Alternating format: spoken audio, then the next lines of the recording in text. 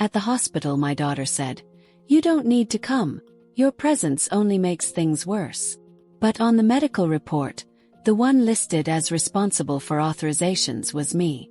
"Your presence here means so much to me. Watch until the end and leave a comment telling me which city you're watching from. I want to see how far my story has reached." In the hospital, my daughter said, "Don't bother coming, your presence only makes things worse." Yet on the medical bulletin, it was my name listed as the responsible party for authorization. The words hit me like a physical blow. I stood there in the sterile hospital corridor, my hand still gripping my purse strap, as if holding on might somehow keep me upright. "But Amanda, honey, I drove 3 hours to get here," I said, my voice barely above a whisper. At 68, I'd learned to swallow pain without showing it, but this was different. Amanda didn't even look at me. Her eyes, so much like mine, remained fixed on the doctor's clipboard. "I only put your name down because they required a contact. I didn't actually expect you to show up." The young doctor shifted uncomfortably between us. I could tell he wanted to be anywhere but here, witnessing this painful exchange. "Mrs. Harmon, perhaps we should discuss your daughter's condition privately," he offered, clearly trying to diffuse the tension. "There's nothing to discuss with her," Amanda cut in sharply. "Thompson, I'll sign whatever forms are necessary to change my emergency contact. My mother doesn't need to be involved." Thompson cleared his throat. "Ms. Harmon, given the severity of your condition and the recovery period you'll be facing, we typically recommend having family support." "I have support," she interrupted. "My friend Melanie will be here tomorrow. She'll help me." I clutched my purse tighter, the worn leather familiar under my fingers. "Amanda, please. This sounds serious. Let me help you." For the first time, she looked directly at me, and what I saw in her eyes wasn't just anger. It was decades of resentment crystallized into something hard and impenetrable. "Where was your help when I was a child with undiagnosed heart issues? When I would get winded running a single lap in PE? When the other kids called me lazy?" Her voice trembled slightly. "You were too busy working to notice I was struggling." I felt the color drain from my face. "Heart issues? Amanda, I never knew." "Of course you didn't," she said bitterly. "You never knew anything important about me."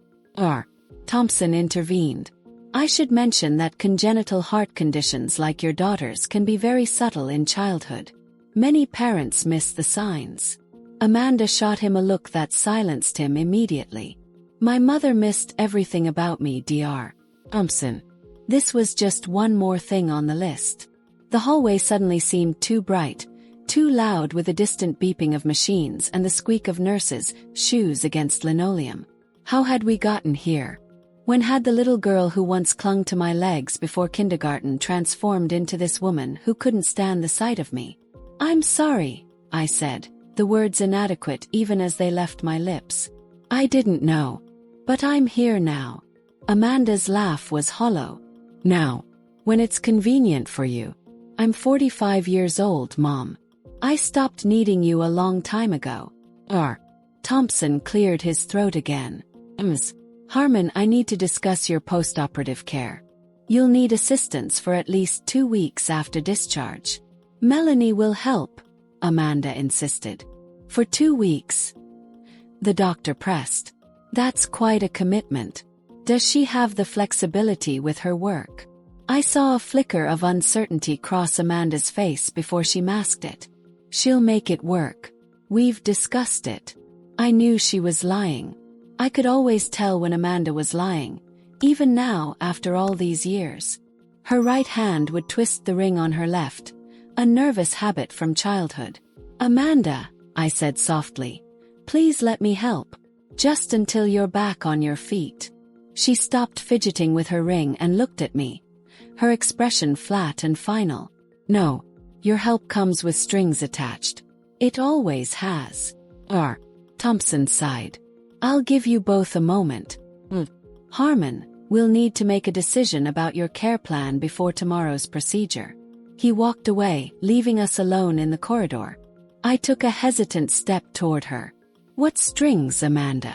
I've only ever wanted to help you. Help me. She shook her head. Everything with you was about what you needed. Working 60-hour weeks, leaving me alone, making me feel like I was just another burden in your life. I was trying to keep a roof over our heads. I protested, my voice rising despite my efforts to stay calm. You chose your career over me, she said, each word precise and cutting. Every time. The unfairness of her accusation made my chest ache. She had no idea what I'd sacrificed, what I'd endured to give her the life she had. That's not true, I whispered. You don't know what it was like after your father left. Amanda's expression hardened. Dad told me everything. How you pushed him away. How you were so obsessed with your job that you ruined our family. And there it was, the poison her father had been feeding her for years. The lies that had created this chasm between us. Before I could respond, a nurse approached to take Amanda back to her room. As they walked away, Amanda turned back, her face set in stone. Like I said, don't bother coming tomorrow. Your presence only makes things worse. I watched her disappear down the hallway, feeling as though she was taking my heart with her. How could she believe these things about me? And more importantly, how could I ever make her understand the truth? The drive home from the hospital was a blur. I barely remembered stopping at traffic lights or turning corners. All I could hear was Amanda's voice, cold and dismissive. Your presence only makes things worse. When I finally pulled into my driveway, the small ranch house I'd called home for the past 30 years looked different somehow. Dear. I sat in the car for several minutes, watching the fading sunlight cast long shadows across my front yard. How had it come to this? Inside, I moved through my evening routine on autopilot. Feed the cat. Check the mail. Make a cup of tea I knew I wouldn't drink. But instead of settling into my usual armchair to watch the evening news, I found myself drawn to the hallway closet. The box was there, where it had always been, pushed to the back behind winter coats and old umbrellas. I hadn't looked at it in years, telling myself it was too painful, but tonight the pain of not looking seemed worse. I dragged the cardboard box to the living room floor and sat beside it, running my fingers over the dusty lid. Amanda was written on top in faded marker, my handwriting from decades ago. Taking a deep breath, I opened it. The scent of old paper and forgotten things wafted up. On top was a stack of report cards, all with excellent grades and the same teacher comments. Amanda is a pleasure to have in class, though she could participate more. Even then, she'd been withdrawing, keeping her thoughts to herself. Beneath the school papers were photographs. Amanda at her 5th birthday party. Chocolate cakes smeared across her smile. Amanda in her middle school band uniform. Flute clutched nervously in her hands. Amanda at high school graduation, standing apart from me in the photos, her smile not quite reaching her eyes. I picked up a small worn teddy bear with one eye missing. Mr. Beans. Amanda had slept with him every night until she was 12, then suddenly declared she was too old for stuffed animals, and asked me to get rid of him. I couldn't bring myself to throw him away. She doesn't know, I whispered to the bear. She doesn't know how I sat by her bed when she had nightmares. How I worked those extra shifts so she could go to that science camp she wanted. How I drove 20 miles each way to get her to that special math tutor when her teacher said she was falling behind. My throat tightened as memories flooded back. The night shifts at the hospital, coming home exhausted at dawn, just in time to make Amanda's lunch and send her off to school. The weekends I'd spent alone while she visited her father, who had visitation rights but never paid a dime in child support. How I'd sit by the phone Sunday nights, waiting for her call, only to learn later that Richard had forgotten to let her call me. Deeper in the box I found it, the journal I'd kept during those first terrible years after Richard left. I ran my fingers over the cracked leather cover, hesitating before opening it. The pages were filled with my messy handwriting, some entries tear-stained, others written in the exhausted scrawl of someone barely holding on. October 15, 1985. Worked double shift again today. Mrs. Kelly from next door watched Amanda. When I got home at midnight, Amanda was still awake, waiting for me. She'd made me a peanut butter sandwich because she thought I'd be hungry. My beautiful, thoughtful girl. I don't deserve her. December 24, 1985. Richard was supposed to take Amanda for Christmas Eve. He cancelled at the last minute. Some business trip he couldn't reschedule. Amanda cried for an hour. I called in sick to work, can't afford to, but couldn't leave her alone tonight. And we made Christmas cookies. She asked why Daddy doesn't want to see her. What am I supposed to say to that? February 3, 1986. Amanda came home from her weekend with Richard asking why I made Daddy leave. Said Richard told her I cared more about my nursing career than our family. I tried to explain, but how do you tell an 8-year-old that her father had another woman? That he emptied our bank accounts before leaving? That I worked these hours because it's the only way to keep our home? I closed the journal, the memories too painful to continue. Richard had been charming, handsome, and utterly selfish. When he left us for his secretary, he'd done more than abandon his family. He'd crafted a narrative that cast me as the villain.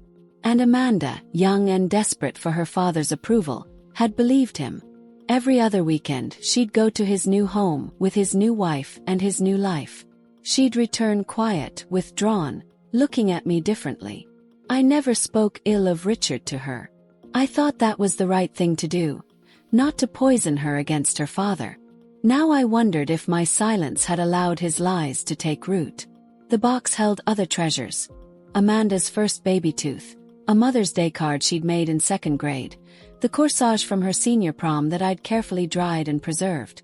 So many pieces of a life, of a relationship that had somehow slipped through my fingers despite my desperate attempts to hold on. At the very bottom was a stack of envelopes, still sealed.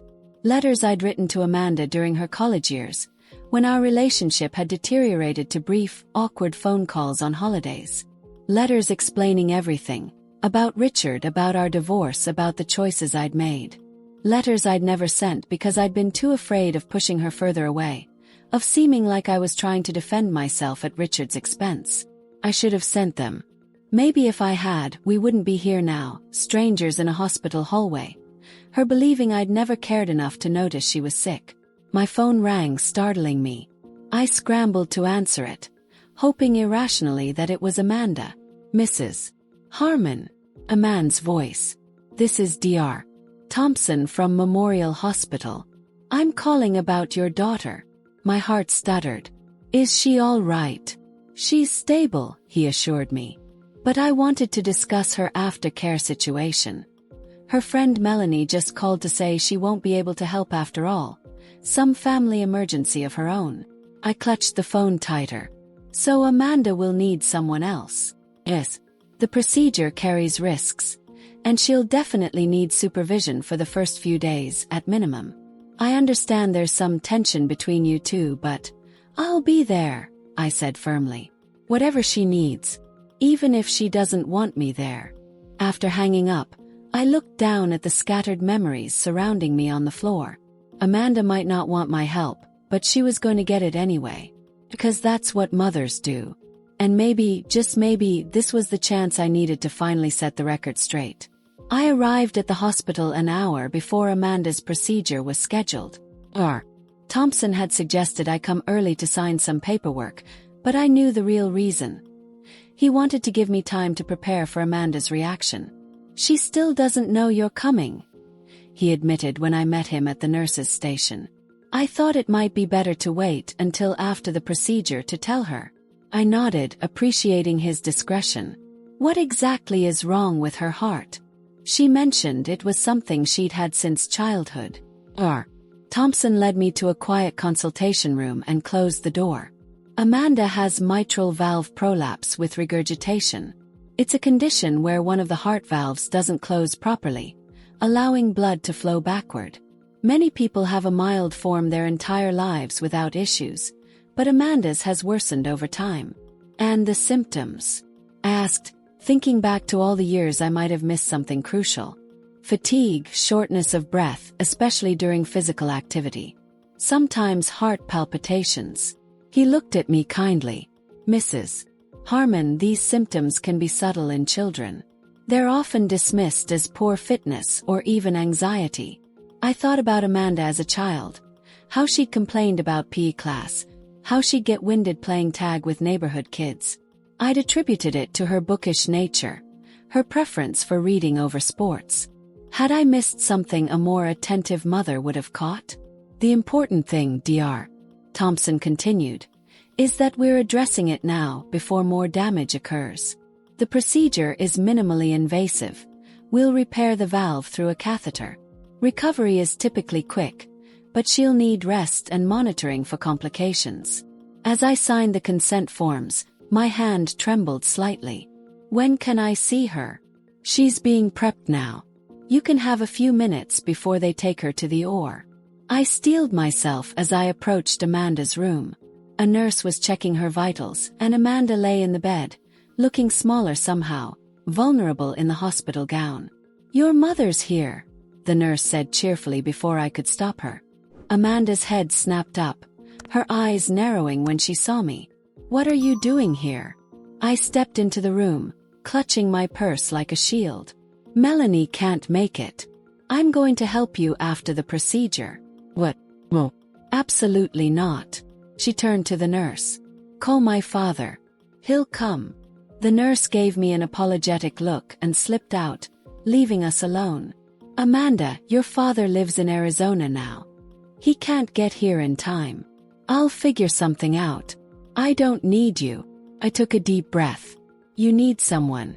The doctor made that clear. And right now I'm what you've got." She looked away, her jaw tight. "Fine. But just until I can make other arrangements." It wasn't the warm reconciliation I'd hoped for, but it was something, a foot in the door. As they prepared to wheel her to surgery, I reached for her hand. She didn't pull away, but she didn't squeeze back either. "I'll be here when you wake up," I promised. Her only response was a curt nod. The waiting room became my purgatory for the next 3 hours. I tried reading outdated magazines, watching the muted TV in the corner, even praying, something I hadn't done with any regularity since Amanda was small. Finally, Dr. Thompson appeared, still in his surgical cap. The procedure went well. We were able to repair the valve without complications. She's in recovery now. Relief washed over me. "When can I see her?" "About an hour. She's still coming out of anesthesia." He hesitated. "Mrs. Harmon," while Amanda was under, her phone kept ringing. The nurse answered when it wouldn't stop. It was her father. He seemed upset that you were here. My stomach clenched. Of course Amanda would have called Richard. And of course he would try to interfere. "Did he say he was coming?" "Yes." "No." "He said something about not being able to get away right now, but that he'd call back to check on her." In other words, Richard was still Richard. Full of talk, empty of action. When they finally let me see Amanda, she was groggy but awake. Her color was better already. A healthy pink replacing the pallor I'd noticed earlier. "Hey," I said softly, taking the chair beside her bed. "Doctor says everything went perfectly." She blinked slowly. "Did Dad call?" He hesitated. "He did." The nurse spoke to him. "He said he'd call back later." Amanda frowned slightly. Then her eyes drifted closed again. The anesthesia was still pulling her under. As she slept, I noticed a small backpack on the chair in the corner. Her overnight bag, I assumed. The zipper was partially open, and I glimpsed something familiar inside. A journal with a worn leather cover, much like the one I'd found in my memory box. Without thinking, I reached for it. This wasn't casual snooping. This was a mother desperate to understand her daughter. The journal fell open to a recent entry, dated just a few weeks earlier. Dad called today. Same old story about how busy he is, how he'll visit soon. It's been 3 years since I've seen him in person. 3 years of excuses. I don't know why I keep expecting anything different. Maybe it's time to accept that I'm not a priority in his life. That I never was. I turned the page, my heart racing. Thompson says the heart condition is something I've had since childhood. All those times I couldn't keep up, when kids called me lazy, When even Mom seemed disappointed that I wasn't more athletic. It wasn't my fault. It was my heart. I wish someone had noticed. I wish Mom had noticed. The word stung, but I kept reading. Called Mom about the surgery. I don't know why. Maybe some childish part of me thought she'd finally show up. Finally be the mother I needed. She sounded concerned, but it's probably just guilt. Too little, too late. I closed the journal and returned it to the backpack, my hands shaking. There was so much pain there, so much misunderstanding. But also a tiny glimmer of hope. She had called me. Some part of her had wanted me here, even if she wouldn't admit it. Amanda stirred, her eyes fluttering open.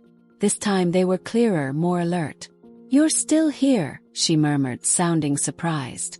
"I told you I would be." I offered her some water, which she accepted with a small nod. "How long until I can go home?" she asked after taking a sip. "Tomorrow if all goes well overnight. Thompson says you'll need help for at least a week after that." She didn't argue this time, just sighed. "I guess I don't have much choice." "No," I agreed. "You don't. But Amanda, I promise I won't get in your way. I'll just do what needs doing and we'll get through this." She studied me for a long moment, as if searching for the catch. Finally she nodded once. "Fine. But you stay in the guest room, and we're not going to do some big mother-daughter bonding thing. This is temporary." It wasn't much, but it was a start. A chance to be in her life again, even if only for a short time.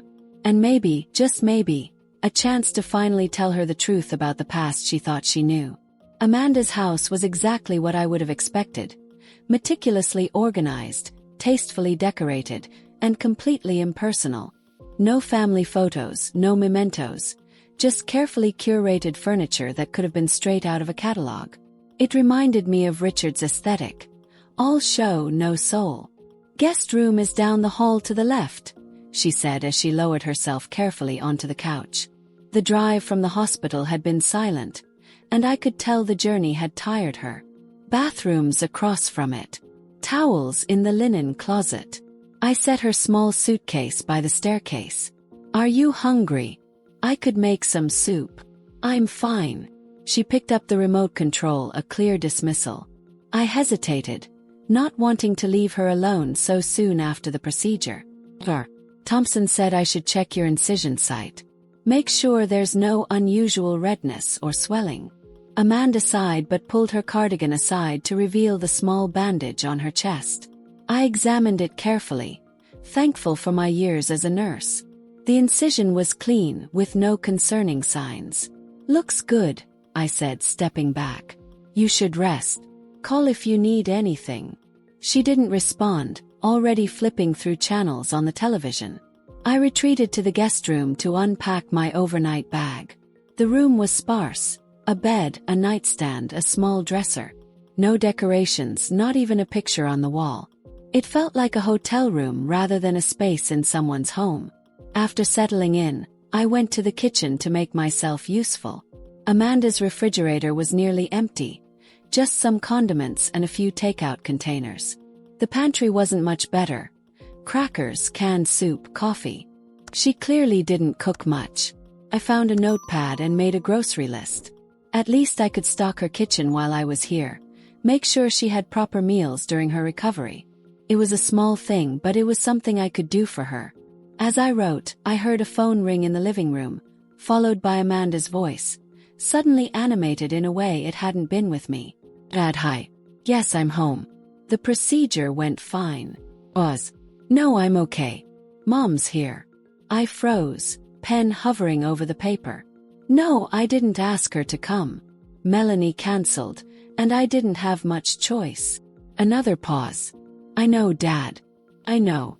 I tried not to eavesdrop, but her next words carried clearly into the kitchen.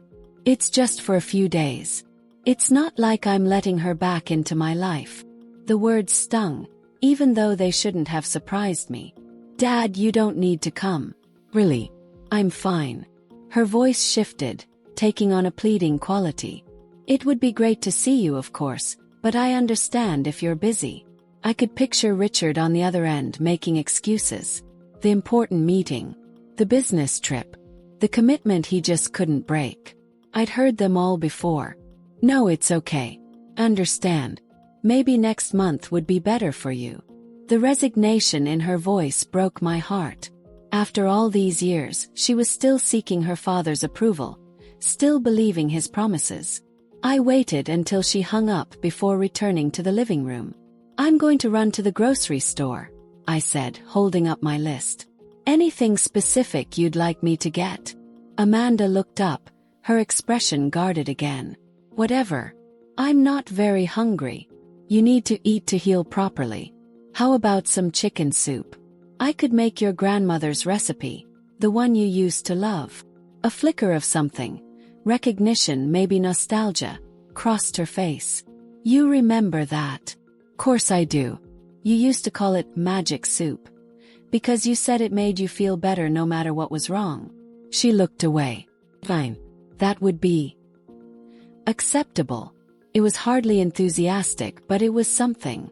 At the grocery store, I filled my cart with ingredients, not just for the soup, but for other meals I could prepare and freeze for her.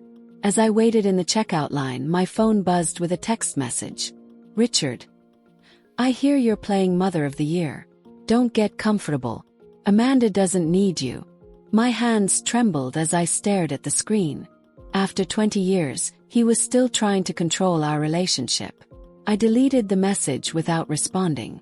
When I returned to Amanda's house, I found her asleep on the couch, an old photo album open on her lap. I recognized it immediately. It was one of the few things she'd taken when she moved out for college, a collection of childhood photos I'd put together for her. Carefully, I set the groceries down and approached. The album was open to pictures from her 10th birthday party, a small affair with just a few friends at the local park. I remembered saving for months to hire a pony for rides that day. The joy on Amanda's face had been worth every extra shift I'd worked. As I gently lifted the album to move it aside, a folded piece of paper fell out. It was old, the creases worn from being folded and unfolded many times. I opened it and immediately recognized Richard's handwriting. Amanda, I know your mother will try to poison you against me, make you think I abandoned you both. Don't believe her lies. I wanted to take you with me, but she threatened to drag us through a vicious custody battle. She knew her nursing career would look better to a judge than my new business venture. It broke my heart to leave you, but I'm always here for you. Never forget that you're the most important person in the world to me. All my love. Dad, my hands shook as I refolded the letter. It was all lies.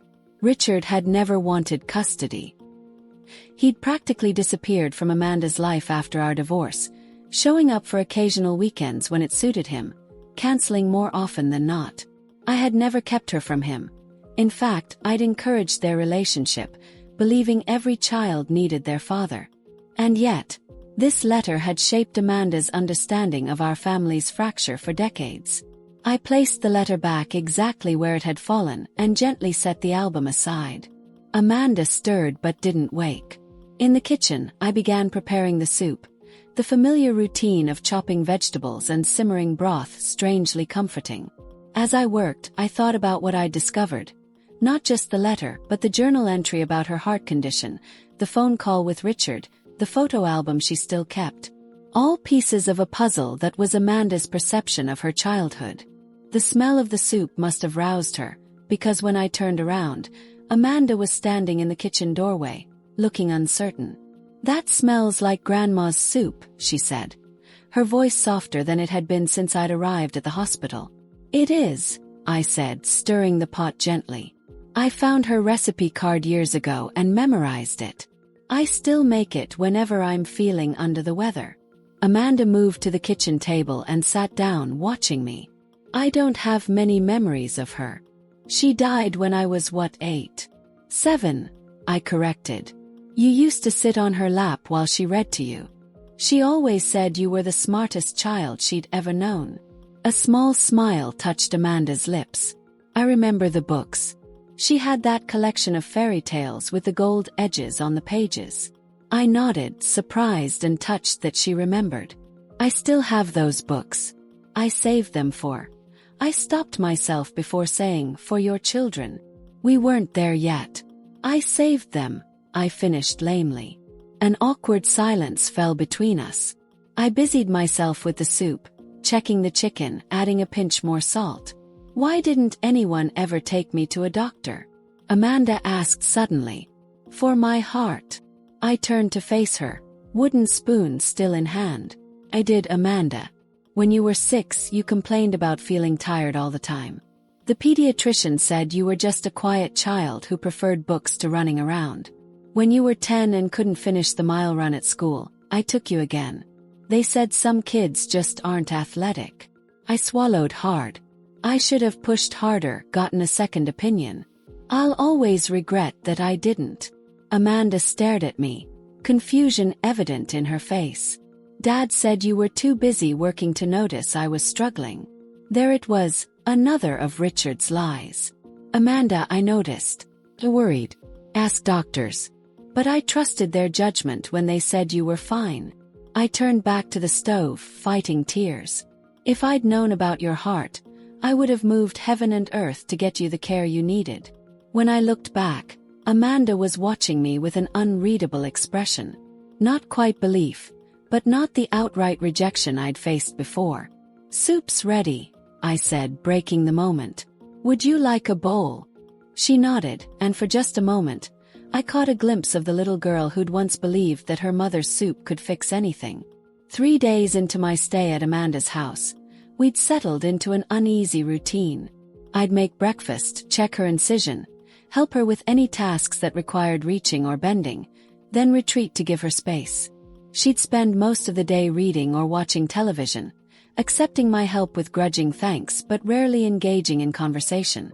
I was in the kitchen preparing lunch when the doorbell rang. Amanda was napping on the couch, so I went to answer it. Standing on the doorstep was the last person I expected. Richard. 20 years had changed him. His once dark hair was now silver at the temples, lines creased the corners of his eyes, and he'd put on weight around the middle. But his smile, that charming manipulative smile, was exactly the same. Cynthia, he said, as if we'd seen each other just yesterday instead of 2 decades ago. I thought it was time I paid a visit. I gripped the door frame, fighting the urge to slam the door in his face. Richard. What a surprise. Amanda said you couldn't get away. He shrugged, that familiar dismissive gesture that had always made me feel small. I rearranged some things. Where's my daughter? She's resting. The procedure was more taxing than she expected. He pushed past me into the house, not waiting for an invitation.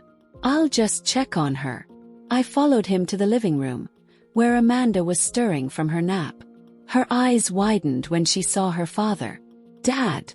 She sat up too quickly, wincing as the movement pulled at her incision. What are you doing here? I thought you couldn't come. Richard bent to kiss her cheek. How could I stay away when my little girl needs me? I caught the first flight I could. He glanced at me, his expression smug. You don't need to put your mother out anymore. I'm here now. Amanda's eyes darted between us, confusion evident on her face. But you said you were tied up with the resort deal for at least 2 weeks. A flash of annoyance crossed Richard's features before his smile returned. I work some magic. You know your old dad, always making the impossible happen. I bit my tongue to keep from pointing out that Richard had rarely made anything happen for Amanda, magical or otherwise. Well, it's good to see you, Amanda said, though I noticed her enthusiasm seemed forced. How long can you stay? Just a couple of days. I've got a meeting in Chicago I can't miss. He settled onto the couch beside her, taking her hand. But I thought we could use this time to talk about your future. Maybe you should come stay with me in Arizona while you recover. Get some sun, relax by the pool. I can't just pick up and leave, Amanda protested. I have work, commitments here. You need to focus on your health. Everything else can wait. Richard looked pointedly at me. And I'm sure your mother is eager to get back to her own life. Before I could respond, Amanda's phone rang. She glanced at the screen. It's Dr. Thompson, I should take this. As she stepped into the other room to take the call, Richard turned to me, his pleasant facade dropping. I don't know what you're playing at, Cynthia, but it stops now, he hissed. Amanda doesn't need you swooping in to play hero after all these years. I'm not playing anything, I replied, keeping my voice steady. She needed help. I'm her mother. He snorted. Some mother. You were always too busy with your precious career to be there for her. The familiar accusation hit its mark, but this time I refused to let it wound me. That's rich coming from the man who walked out on his family and barely showed up for visitation. I would have been there more if you hadn't poisoned her against me. I couldn't help it. I laughed, the sound sharp and incredulous. Poisoned her against you. I never said a bad word about you to her. Unlike you, who filled her head with lies about why you left. Richard's eyes narrowed. What are you talking about? I found the letter, Richard. The one where you claimed I kept you from seeing her, that I threatened you with a custody battle. We both know that's not what happened. For a moment, he looked genuinely confused. Then recognition dawned in his eyes, followed by a defensive glare. That was a long time ago. I was angry. You were a liar. You still are. I stepped closer, decades of suppressed anger finally finding its voice. You walked out on us for your secretary. You emptied our bank accounts. You promised Amanda you'd see her every weekend, then canceled more often than not. And worst of all, you made her believe it was my fault that you weren't in her life. Richard's face flushed. You're twisting everything as usual. Am I? Tell me, how many of her birthdays have you missed? How many graduations? Did you even know she had a heart condition until she called you about this procedure? Before he could answer, Amanda appeared in the doorway, her face pale. That was Dr. Thompson, she said, her voice shaking slightly. There's a complication. The echo shows a small leak in the valve repair. They want me back at the hospital for observation. I immediately switched into nurse mode, pushing aside the confrontation with Richard. I'll get your overnight bag. Did he say how serious it is? He's concerned but not alarmed. They just want to monitor me and run some tests. Amanda looked at her father. Dad, I'm sorry. Looks like our visit will be cut short. Richard's expression was a mix of concern and inconvenience. That's too bad, sweetie. But these things happen. You'll come to the hospital with me, right? Amanda asked him, and the hopeful note in her voice made my chest ache. Richard hesitated, just long enough for me to see the calculation in his eyes. Of course, but... He glanced at his watch. I might have to leave tonight if I'm going to make that Chicago meeting. Amanda's face fell, but she quickly masked her disappointment. I understand. Business is business. I returned with her bag, fighting the urge to tell Richard exactly what I thought of his priorities.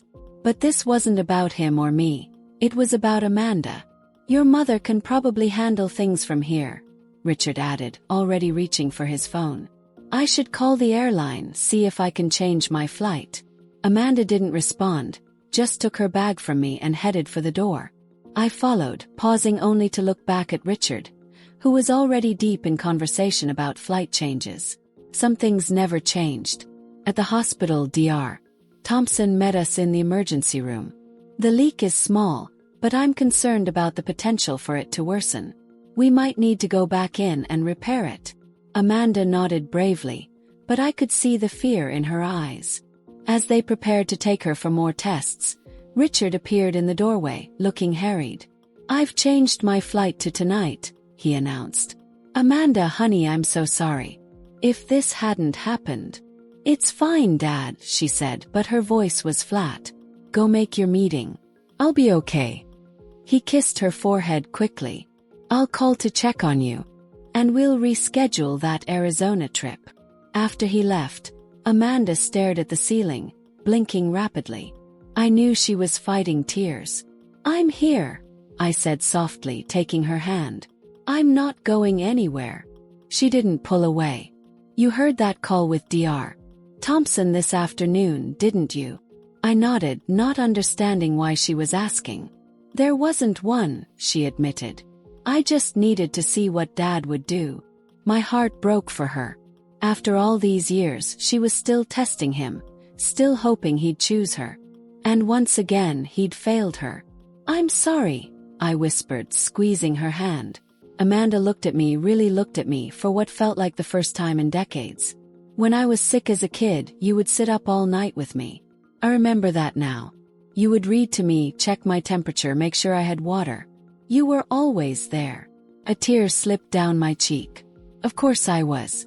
You're my daughter. She swallowed hard. I think Dad might have lied to me. About a lot of things. It was the opening I'd been waiting for. The crack in the wall she'd built between us. But before I could respond, Dr. Thompson returned with a team of nurses. We need to prep her for surgery right away, he said urgently. The leak has worsened. As they wheeled Amanda toward the OR, she gripped my hand. Mom, she said, the words sounding foreign on her lips after so long. Will you be here when I wake up? Always, I promised, and for the first time in 20 years, I saw belief in her eyes. The surgery lasted longer than expected. 5 hours turned into 7, and with each passing minute, my worry deepened. I paced the waiting room, drank terrible coffee, and prayed more fervently than I had in years. Dr. Thompson finally emerged. His scrub cap still on but pulled low over his forehead. I braced myself for the worst. She's stable, he said, and I nearly collapsed with relief. The repair was more complex than we anticipated, but we're confident it will hold this time. She's in recovery now. When can I see her? About an hour. She'll be groggy, probably not very lucid until morning. He hesitated. There's something else you should know. During the procedure, we discovered some additional scarring, consistent with rheumatic fever in childhood. I frowned. Rheumatic fever. But she never. I stopped, a memory suddenly surfacing. Wait. When she was 7, she had a severe strep throat infection. High fever for days. The doctor prescribed antibiotics, but... Dr. Thompson nodded grimly. But what? Her father thought I was overreacting. He didn't give her the full course when she was with him that weekend. She seemed better, so he stopped the medicine. When she came home Sunday night, she was worse than before. The memory was so clear now. Amanda burning with fever, me rushing her to the emergency room, the doctor's stern lecture about completing antibiotic courses. I had been furious with Richard, but he'd brushed it off, saying she was fine, that I was being hysterical. That could explain it, Dr. Thompson said. Untreated strep can lead to rheumatic fever, which can damage heart valves. It's possible that event started the deterioration of her mitral valve. I closed my eyes, overwhelmed by the implications. All these years, Amanda had blamed me for not noticing her heart condition, when in fact, it might have been Richard's negligence that caused it in the first place. When I was finally allowed to see Amanda, she was still unconscious, her face pale against the white hospital sheets. I sat beside her bed, holding her hand, watching the steady rise and fall of her chest. I'm here, I whispered, though I knew she couldn't hear me. I've always been here, even when you couldn't see me. As dawn broke, painting the hospital room in soft pink light, Amanda's eyes fluttered open. She looked confused for a moment, then focused on me. Mom. Her voice was hoarse from the breathing tube they'd removed. I'm right here, sweetheart. The surgery went well. You're going to be okay. She nodded slightly, then closed her eyes again. When she opened them moments later, they were clearer. You stayed. Of course I did. I offered her some water, which she sipped gratefully. Where's Dad? I hesitated. He had to make his meeting in Chicago, remember? I'm sure he'll call soon. Amanda's expression didn't change, but something in her eyes did. A resignation, an acceptance of a truth she'd probably known deep down for years. He's never really been there, has he? The question hung between us, loaded with decades of hurt and misunderstanding. I could have used this moment to tear down the false image she had of her father, To reveal every selfish act, every broken promise. But what would that accomplish, except to hurt her more? He loves you in his way, I said finally. It's just not the way you deserve to be loved. A tear slipped down her cheek. I wanted so badly to believe him. Every time he'd cancel a visit, he'd make it sound like it was some great sacrifice he was making for me, for my future. And then he'd say how you never supported him, how you didn't want me to spend time with him. That wasn't true, Amanda. I never kept you from him. I wanted you to have a relationship with your father. She was quiet for a long moment. I know that now. I think I've known it for a while, but it was easier to believe him. Easier to blame you. The admission hung in the air between us, fragile and precious. I didn't push, didn't demand more. Some wounds needed time to heal. Thompson came in then to check on Amanda. After examining her and reviewing her vitals, he explained what they'd found during surgery. Rheumatic fever. Amanda looked shocked. From when I was a kid. It appears so, he confirmed. Likely from an untreated or undertreated strep infection. Amanda turned to me, confusion in her eyes. But I remember being sick. You took me to the doctor. You had strep throat, I explained gently. You were prescribed a 10-day course of antibiotics. But that weekend you were with your father. He didn't think you needed to finish the medication once your fever broke. Understanding dawned on her face, followed quickly by anger. So all this time, the heart condition that I've blamed you for not noticing. It might have been prevented if Dad had just given me my medicine. I didn't want to pile on, to use this revelation to turn her against her father even more. We don't know for sure. And it was a long time ago. Amanda shook her head, wincing slightly at the movement. No, don't defend him. Not anymore. She reached for my hand, surprising me. I've been so unfair to you. You didn't know. I didn't want to know, she interrupted. It was easier to keep believing Dad's version of things. To keep blaming you for everything that went wrong. She squeezed my hand weakly. I'm sorry, Mom. I'm so sorry. The words I'd waited 20 years to hear brought tears to my eyes. Oh, Amanda. Sorry too. For not fighting harder to show you the truth. For letting him manipulate you that way. It wasn't your fault. You were just trying to protect me from seeing him for what he really was. She closed her eyes briefly, exhaustion evident on her face. Can we start over? Try to rebuild something. I'd like that very much, I whispered, my heart so full it felt like it might burst. Amanda's recovery was slower this time. She spent 5 days in the hospital, and I was there for every one of them. Richard called twice.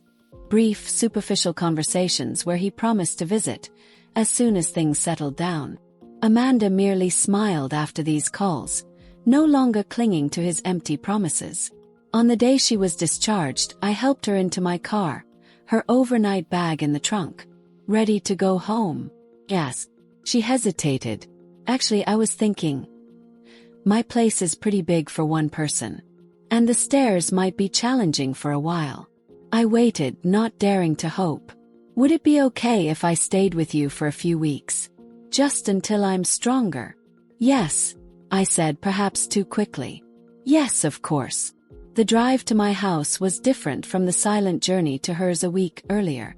Amanda asked questions about my life, about the years we'd been apart.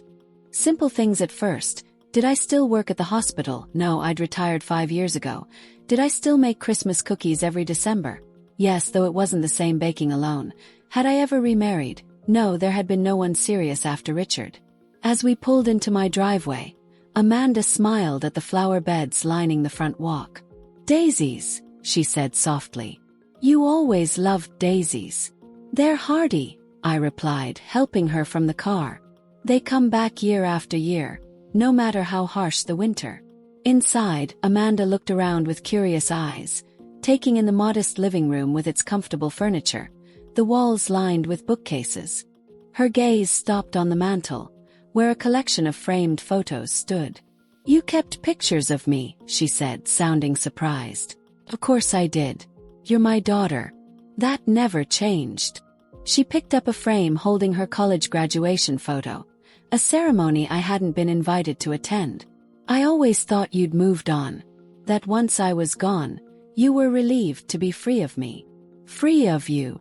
I shook my head, incredulous. Amanda, you've been the center of my world since the moment you were born. Nothing could ever change that. For a moment she looked like she might cry. Then she spotted something on the side table, a vase of fresh flowers. Not daisies this time, but vibrant tulips in shades of pink and purple. Those are beautiful, she said, moving closer to admire them. I thought they might brighten things up for your visit. They've always been your favorite. Amanda touched a delicate petal, her expression soft. You remembered. I remember everything about you, Amanda. Every important thing. She turned to me then, her eyes shining with unshed tears. I wish I could say the same. I've spent so long trying to forget, trying to convince myself I didn't need you. Her voice broke. I've wasted so much time.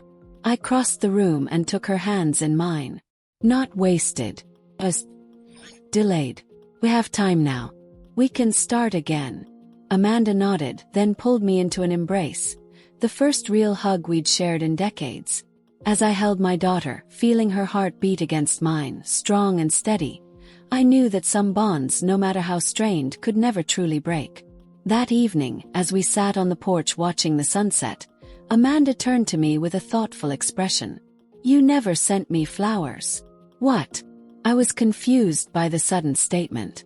All those years on my birthdays after performances when I got promotions at work, Dad always sent flowers. Huge, elaborate arrangements. She smiled wryly.